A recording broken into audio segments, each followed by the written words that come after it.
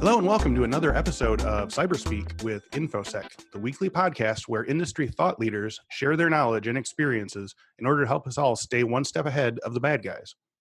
Rebekah Moody is a director, fraud and identity at LexisNexis Risk Solutions. She is also the co-author of ThreatMetrix's H2 2018 cybercrime report. For today's episode, we're going to take a deep dive into the findings of the report and lay out some of the practical takeaways that your company or personal network can implement based on this report. Rebekah Moody has been part of the ThreatMetrix fraud and identity team for nearly 4 years, helping to develop product strategy and market positioning to better understand and solve for the complex fraud, identity, and authentication challenges of the company's varied customer base. Rebekah works with the sales team, prospects, customers, and analysts to better understand the current and emerging threat landscape, developing thought leadership articles as well as showcasing customer success stories. Rebekah has been involved with the development of the ThreatMetrix cybercrime report for over 3 years, tracking the ever-evolving cybercrime landscape by looking at transaction and attack patterns and trends across industries and global geographies. Rebekah brings over 12 years of marketing and strategy expertise to ThreatMetrix, following time at 2 large London agencies. Rebekah, thank you for taking time today for us. Thanks very much for having me. I'm really pleased to be here. That's fantastic. So let's start right at the very beginning. Tell us about your security journey. How and when did you first get started in cybersecurity, cybercrime? How did you get interested in it? And were computers kind of always part of your life, or did that happen later in life? I came to it sort of probably relatively later than some. So my background was actually kind of product strategy and planning. And I kind of fell into the security business via the fraud channel.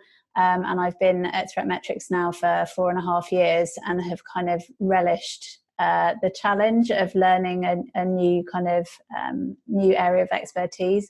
I have been involved in the cybercrime report now for sort of the most of its lifetime. Okay.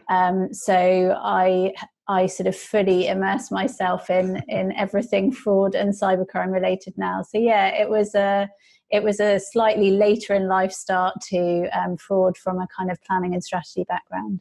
Okay, so how long has the ThreatMetrix cybercrime report been going out? And you said you've been doing it for 3 years, is that right? Yeah, so it's our first report, I think, was 2015, so about 3.5 years. Mm-hmm. And when we first started the report, obviously we were a much younger company. We were analysing sort of millions of transactions as opposed to billions of transactions.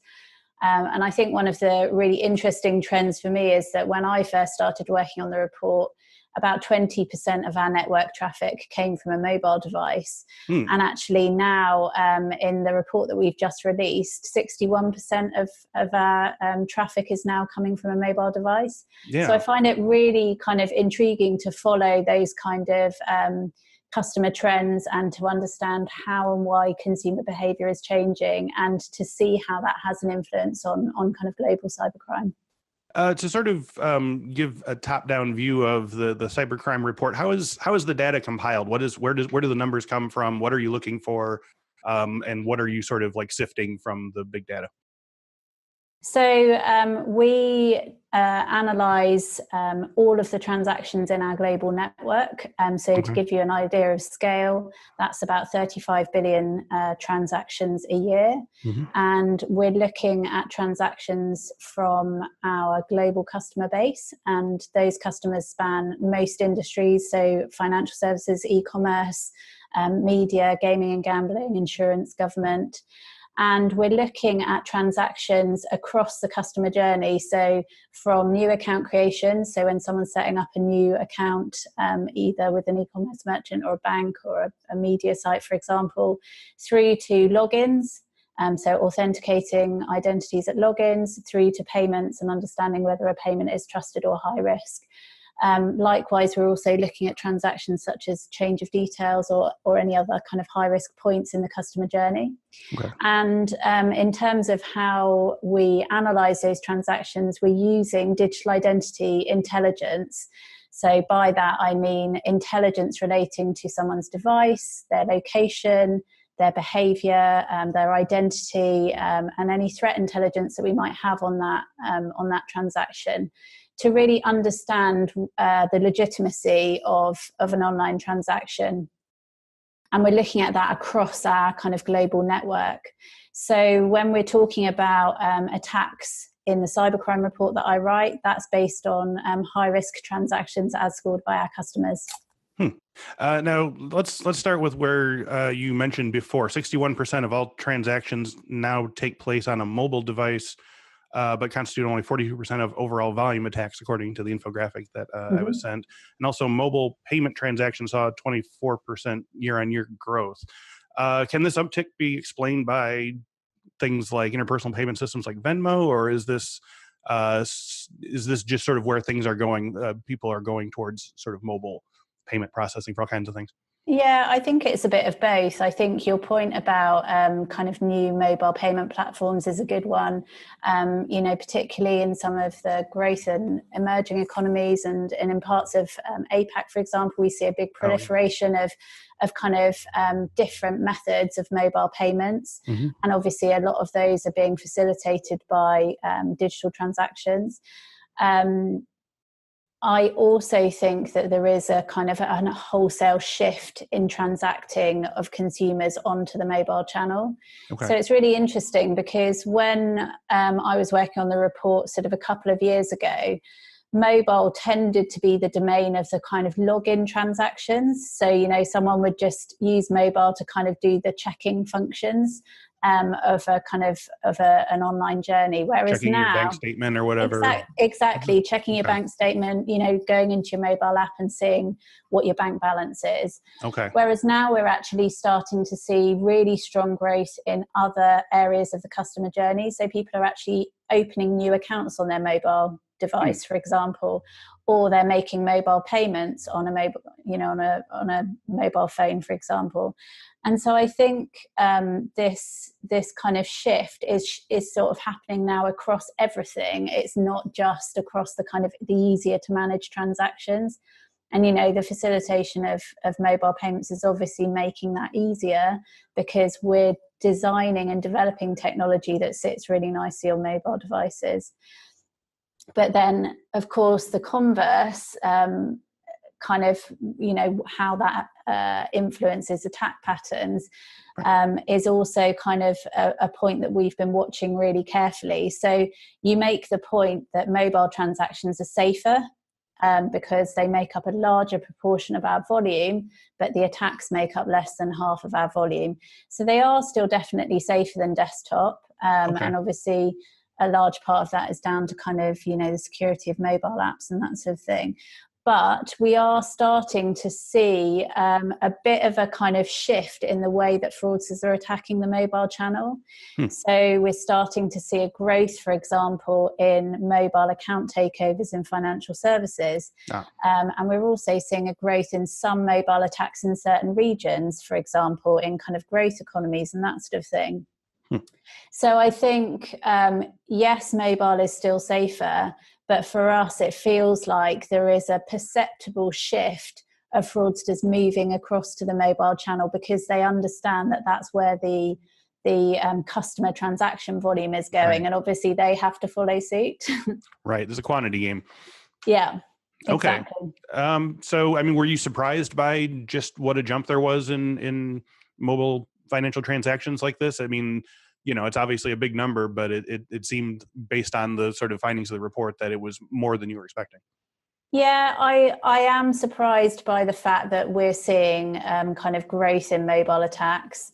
I suppose it does feel like that's the way that the attack patterns are going. And I suppose probably what we found more surprising was the fact that a lot of the attack patterns that we've historically seen on desktop transactions are now starting to migrate over to mobile. So, for example, we used to see a lot of remote access attacks on desktop, and we're now picking up remote access attacks on the mobile channel. And likewise, bot volume, although we see a relatively small mobile bot volume, it is there, and it is, a perceptible shift that we're starting to see mobile bot volume. So I think for me, it's probably less of a surprise on the numbers and more of a surprise in the kind of modus operandi, if you like, of mobile attacks, and the fact that the mobile channel is not immune to all of the attacks that we've seen on desktop in the past. So of the many changes that happened in the second half of 2018, what findings in your report did you find the most troubling, and why?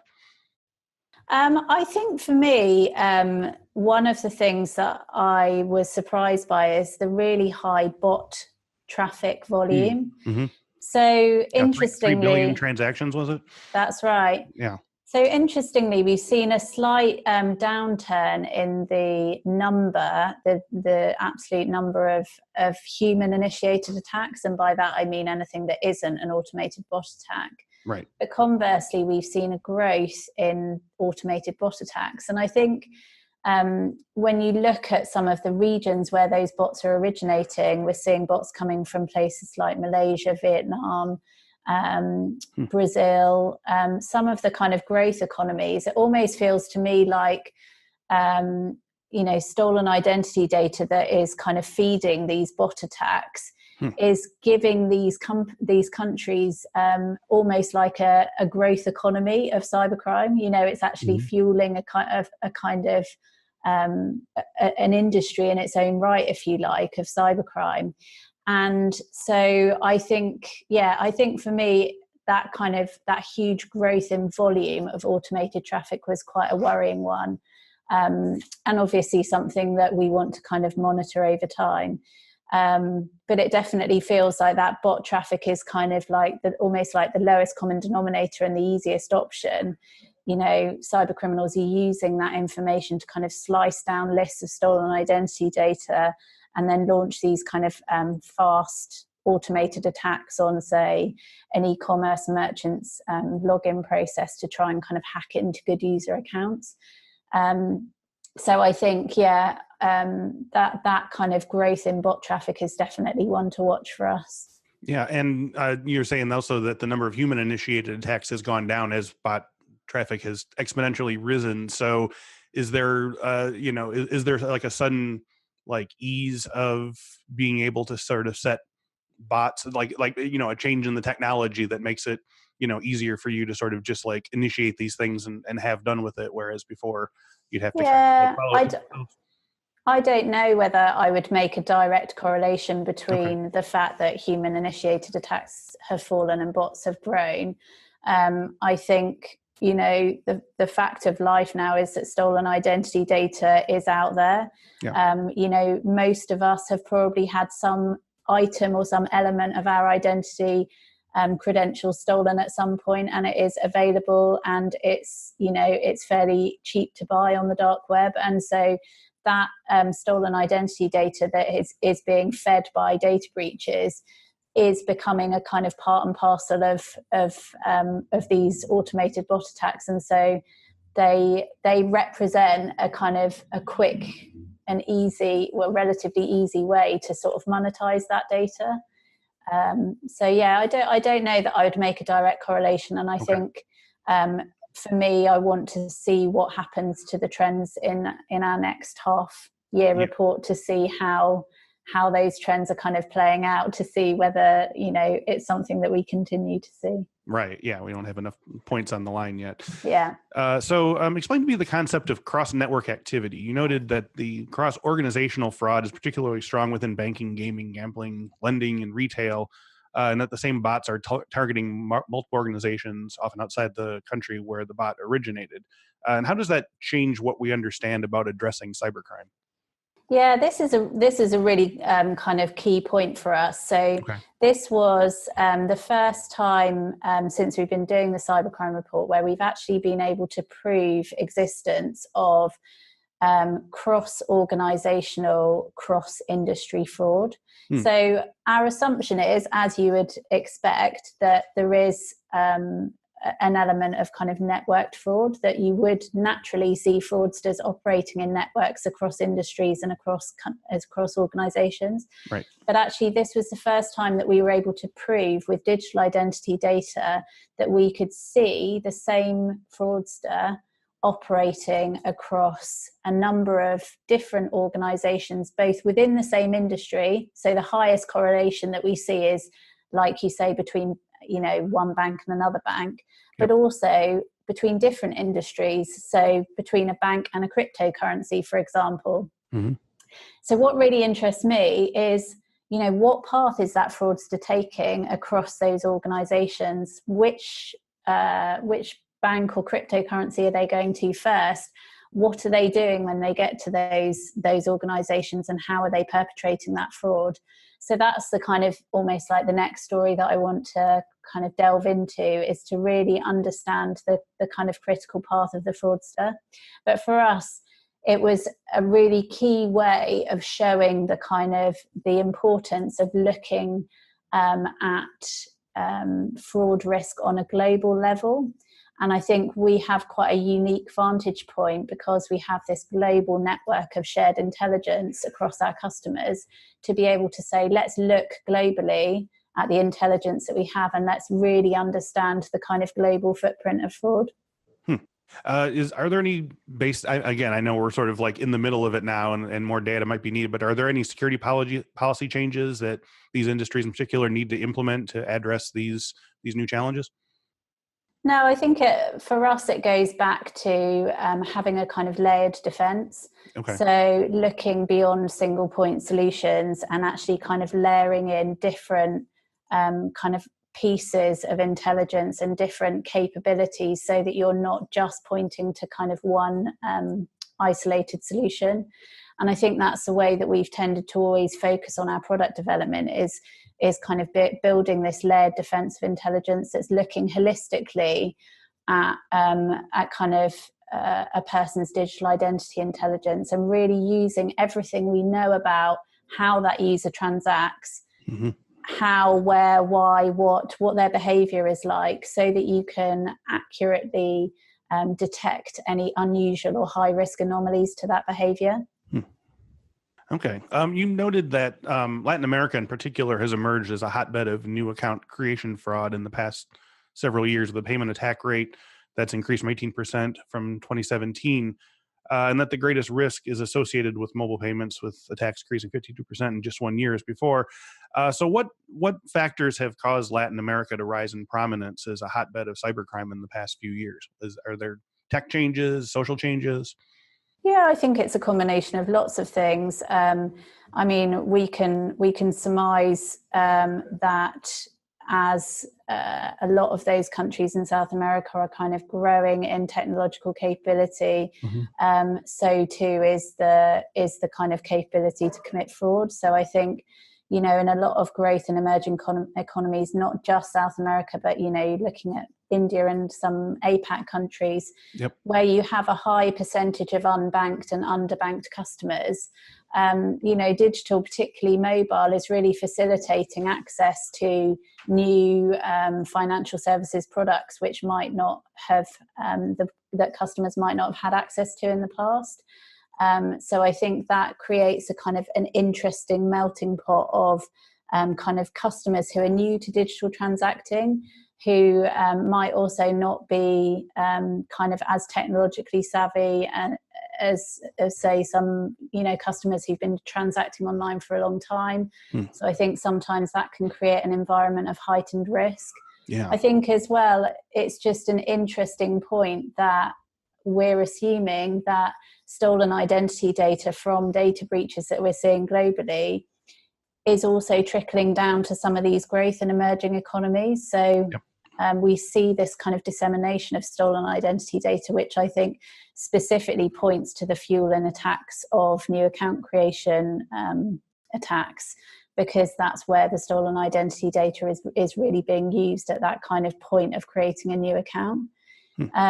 So I think, that those kind of emerging economies are obviously, a kind of key target, almost like a key test bed for some of that stolen identity data.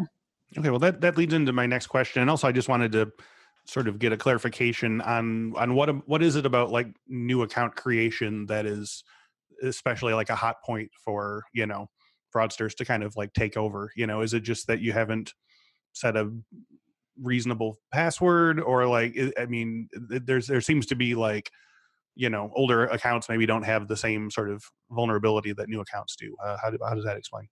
Yeah, I mean, I suppose creating a fraudulent new account, if you manage to do it, Yeah, is often kind of opens up a pathway to future fraud. So you're gotcha. creating a kind of a trusted identity online via a fraudulent new account, which can potentially give you opportunity to do various other fraudulent activities. So I'm thinking things like, for example, if I set up a fraudulent account for a travel platform, and then I'm able to either create fake reviews or create a fake listing, maybe for a holiday home, which might then allow me to monetize a stolen credit card Hmm. because I'm creating a fake, new host account, that sort of thing. Okay. So I think it almost feels like, it's the start of a potential further fraud. Hmm. So yeah, I think that's probably what I'd say with new account creations. Sort of a eventual means testing. If an account's been around for a while and it hasn't done Yeah, anything terrible, yeah. then you'd probably likely have. Okay, so another interesting finding of the report was that media industry in particular still sees the highest penetration of new account creation attacks of all industries. And you speculated that fraudsters likely see media companies with their lower barriers to entry as ideal test beds for stolen credentials, and that 1 out of every 6 new account creations is fraudulent. Why do you think this is? What is it specifically about the media industry that makes it such a free-for-all of fraudulent account creation? I think it's a couple of things. I think it's the fact that generally there's less stringent security measures when you're opening a new account for a media company, because often there is a lower perceived risk. Okay. And I think, the likes of financial services companies and banks obviously have very stringent security measures and Sure. are very highly regulated. So I think that's the first thing. I also think that media companies, so, maybe social networks, dating sites, that sort of thing, Okay. they're often the kind of entry point for a person's digital journey. So if you're thinking of, the people who haven't transacted online before, maybe younger teenagers, for example, it's often the first point that they start Okay. transacting online. And I so I see. think that also creates a kind of a potential heightened risk, because they have less kind of background in kind of digital transactions. So Right. I think it's probably both. I think it's the fact that, media companies in general have a lower kind of barrier to kind of setting up a new account, and also because of this kind of, representing the first stage in a kind of new user's customer journey. Yeah, that's interesting. I mean, there's, on one hand, there's that sort of push to make the internet available to all, but on the other hand, by doing that, you sort of have this sort of gaping breach that is just Yeah, asking for people to exploit it and so forth. So, yeah. what do you think that the media industry? I mean, that's obviously a big umbrella term, but what can they do to tighten up security, and how can the lessons learned from these media insecurities apply to other industries? I guess again, it's being able to access as much identity data on a new applicant as you can, and I think that's a combination of physical identity data and digital identity data to understand whether the person who is coming to your site and asking to sign up for an account is a genuine person, or whether it is potentially a stolen or a synthetic identity. Mm-hmm. And I think that's really about kind of, layering in those different solutions Yep. and looking at any kind of risk or risk knowledge that you may have on those kind of entities to understand whether they're, a genuinely good user or a potential risk. Yeah. Is that involved? So you think we should be ramping up two-factor things? Are there other sort of barriers that we can use that still don't sort of push people away?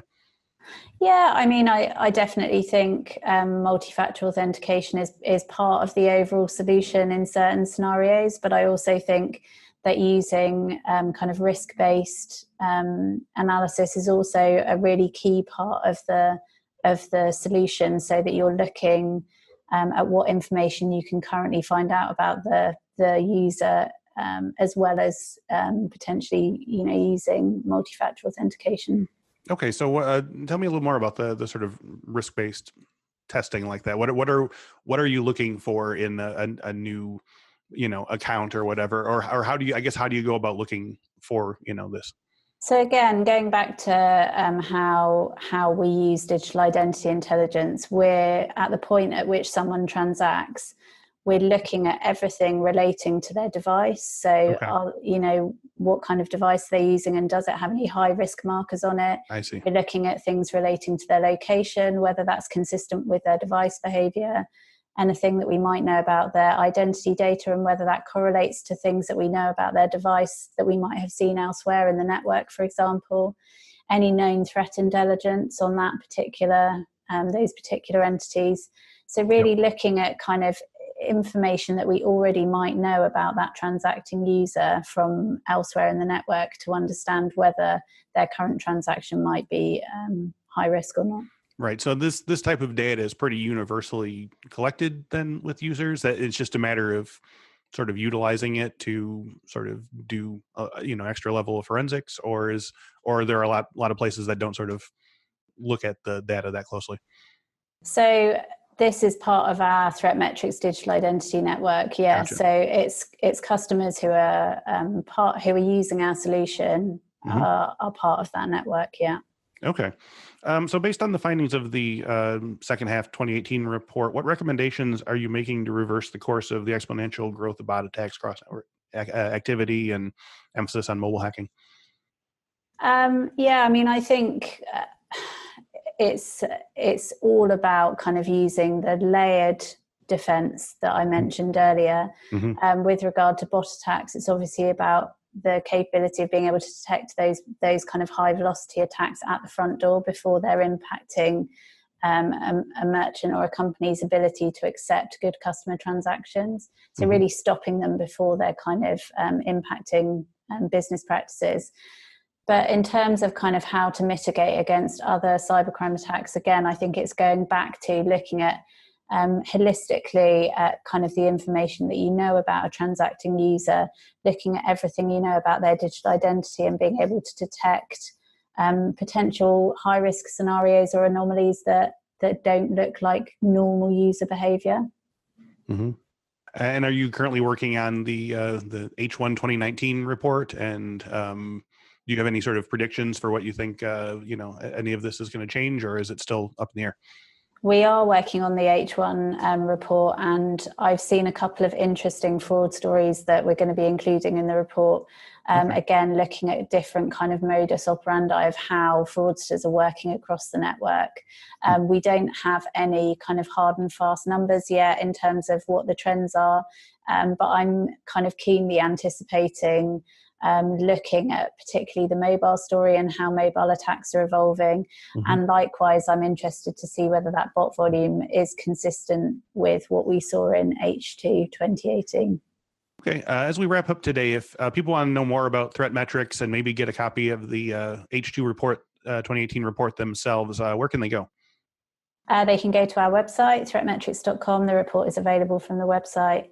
And there's lots of other kind of detailed information about some of the stuff that I've spoken about today. Okay. Rebekah, thank you very much for being here today. Thank you. It's been great talking to you. And thank you all for listening and watching. If you enjoyed today's video, you can find many more on our YouTube page. Just go to YouTube and type in Cyberspeak with Infosec to check out our collection of tutorials, interviews, and past webinars. If you'd rather have us in your ears during your workday, all of our videos are also available as audio podcasts.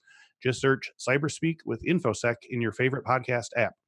See the current promotional offers available for podcast listeners, and to learn more about our Infosec Pro live boot camps, Infosec Skills on-demand training library, and Infosec IQ security awareness and training platform, go to infosecinstitute.com/podcast or click the link in the description. Thanks once again to Rebekah Moody, and thank you all for watching and listening. We'll speak to you next week.